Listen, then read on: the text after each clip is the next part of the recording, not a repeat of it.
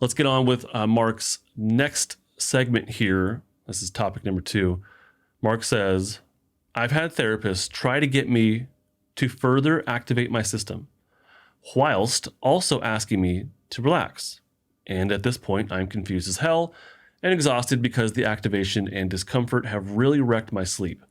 I'm very depleted of resources and I can't stop the activation, which I really need to happen so I can rest properly. Now, this is not the way I work as a therapist who has some level of somatic interventions built into what they do. I'm not full-on somatic therapist. I can blend in CBT stuff. I can blend in solutions focus. I do that often, but then I also blend in a lot of somatic type of elements. So I don't work this way. This might be, I don't know, I don't want to assume this is some other modality, but I don't work this way. I start with where my client is at in the moment and not where they want to be or where I want them to be. Of course, we have a goal for therapy. We have a behavior that we want to address, or a reduction in emotion, or an increase in some other emotion, or reduction in thought. We do all that stuff. So there's a goal for therapy that we have created and agreed upon, of course. But I just want to acknowledge that now it's raining on top of the noise across the street. Now it's raining, but I still have mobility in my system, and I want to record this for you. So I'm going to keep going forward. And as long as you can hear me okay in the editing, I'm going to publish it the way it is, all right? I'm going to allow myself to feel my frustration and keep moving forward. So, of course, we have a goal for therapy. But when someone comes into a session with dysregulation, or even without dysregulation, no matter where they are at when they come in, that's where we start. I'm not going to focus on like a single body part or pain or something like that and then work on that. That's not what I do. I'm typically going to start more with emotional or cognitive content, typically, and then work inward. At least in my mind, it's this kind of like funnel. We're going to start with behaviors, emotions, and cognitions. That's kind of the top of the funnel. I would say behaviors at the top, emotion and cognition below that, and then sensation and impulse below that, and then the polyvagal state would be below that. So that's the way I work. Is I work broad and then I narrow it down as the session goes on. So I'm typically going to start with emotional cognitive while also focusing on grounding and safety throughout the session. And that might come up as me pointing out, hey, how are you feeling right now? Do we need to do some grounding? And depending on kind of their awareness of all that. Or it might be they're coming in dysregulated and we're doing grounding right off the bat and then working on whatever we're going to work on. So the focus is always going to be, at least in the back of my mind, the priority is safety. If they're not in their safety state, not a whole lot of good, or if they don't have access to it, not a whole lot of good can be done as far as progressing on the treatment plan goal. So that's my priority. So I'm not really trying to activate them, or I'm also not trying to get them to relax.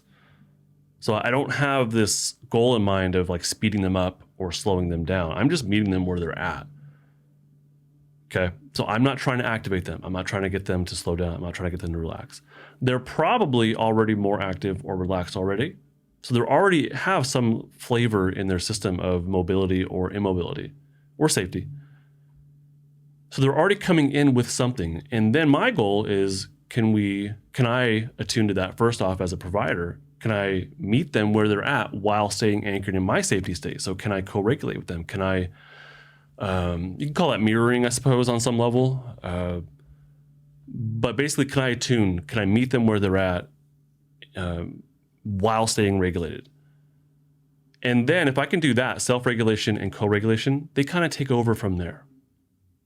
In large part, not 100%, but in large part, there's a lot of good that can be done from me attuning to my client, co-regulating with them, and then also their own self-regulation in the midst of that.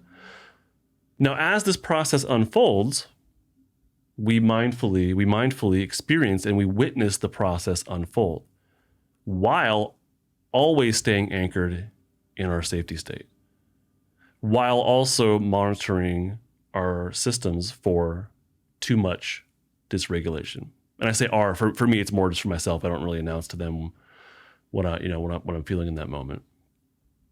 I just monitor my own state. For the client, I am prompting them to look inward and notice how much safety they have in their system. If we're using this polyvagal language. If not, I may ask them, I'll use more general language that means the same thing. But yeah, so while I'm attuning to them, while self-regulation, co-regulation are happening, we mindfully experience whatever's happening inside of them. We witness it and we watch the process unfold while maintaining and prioritizing anchoring in the safety state and monitoring for dysregulation that might be surfacing. Like I had a session recently where I had asked a question that was too broad, and my client was wise enough to recognize, or insightful or enough, I'm not sure how to put it, but they recognize I just had this big spike of anxiety, and they made a motion with their hand like above their head, like a big spike of anxiety. And so it was like, oh, okay, well, thank you so much for recognizing that. Let's whittle this down. Let's get more specific.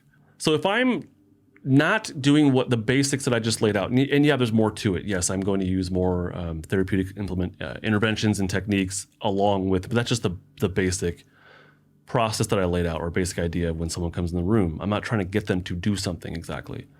If I'm trying to activate someone who's in dorsal, it's probably going to fail. If they're in a dominant dorsal state, it's probably going to be probably going to fail.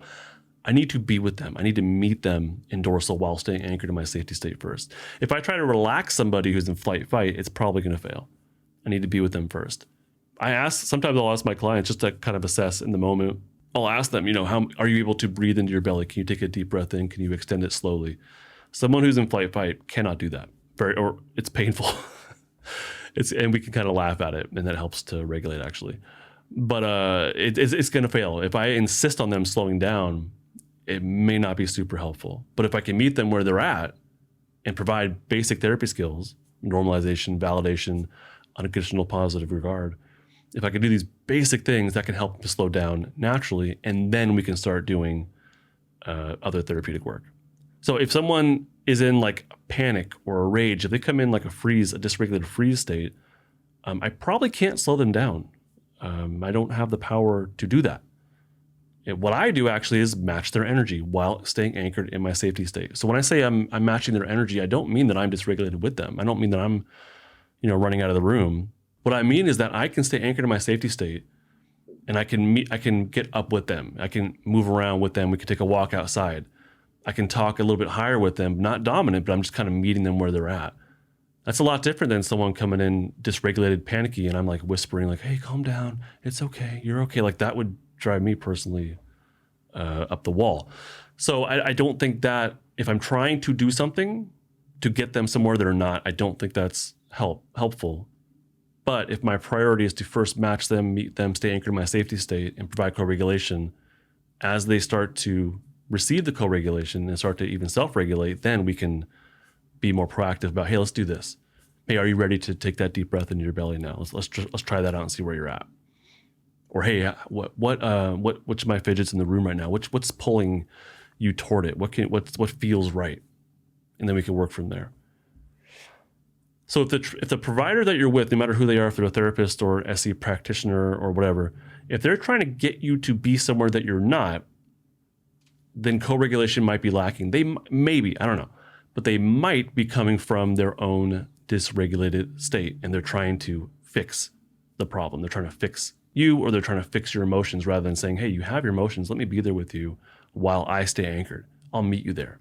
And that's kind of, I think acting is more of like an emotional container, I guess. There might be some misattunement. If they're trying to get you to somewhere that you're not, there might be some misattunement there, and that's not co-regulation. So I don't try to actively work someone up their ladder through techniques, not exactly, at least not while they're dysregulated. I try to meet them where they're at. As they become more regulated, then we can be more proactive about further ladder climbing. That's just the way I work typically. And times where I've attempted to implement something that I think is helpful to someone who's not able to receive it has not been helpful. So I join them with where they are on their ladder while staying anchored in my safety state and providing co-regulation. So this and other content I create is not therapy, not intended to be therapy or be a replacement for therapy. Nothing in this creates or indicates a therapeutic relationship.